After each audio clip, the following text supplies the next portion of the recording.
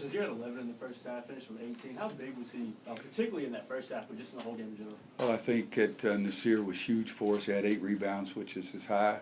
Are you guys running the cameras back there? My 2 grandsons. Okay, you're just watching? Okay, attaboy.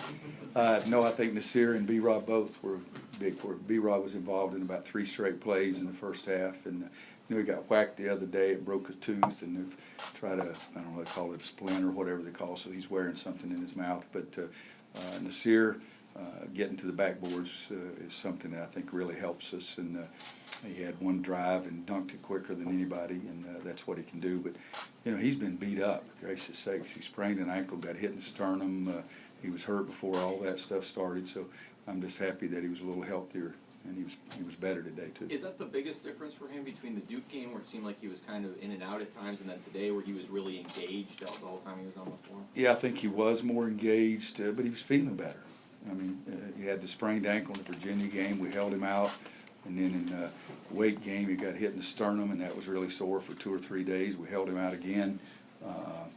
And I think that he and I had a conversation yesterday, and I'm not acting like that changed him, and he kids should get the credit for it, but just told him to focus on getting to the backboards and doing those kind of effort things, and that was big for us early in the game when he got in. And he's like everybody, if you do something, you do it well once, and then you start feeling better. So I always like for guys' first shot to go in or first defensive play to do a good job. But I think he was huge for us in the entire game. If he's able to play that way more consistently down the stretch, what does that do for you guys? Makes our team better. I mean, that's pretty easy. He's one of our most gifted players. Garrison does a great job for us defensively, and comes up with some nice screens and loose balls and rebounds. And what did he do? 1 for 2 today. Played 22 minutes, and it was an effective 22 minutes, even though it was just 1 for 2 and 2 for 2 from the line, so he had 4 points and 3 rebounds. But he does a lot of great things for us. But Nasir got in there, and his stat line was pretty impressive.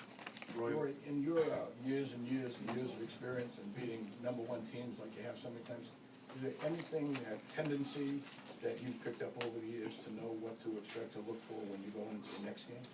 Well, I think, when we got back here Wednesday night, before I let him go off the bus, I talked to him about we did some good things. We got a W. We got to keep playing or you give it back. We've had a couple of L's here in the Smith Center this year. And so you got to protect your home court. I've always never minded going on the road and playing, but that was a good win for us. And I think I probably harped on that more this week than I ever have. But I don't know that there's a pattern. I remember one day we played and beat one of those #1 teams, and the next game we were great. They were cocky, and I like that. I like confidence probably better than cockiness, but I don't think there is any pattern, Art.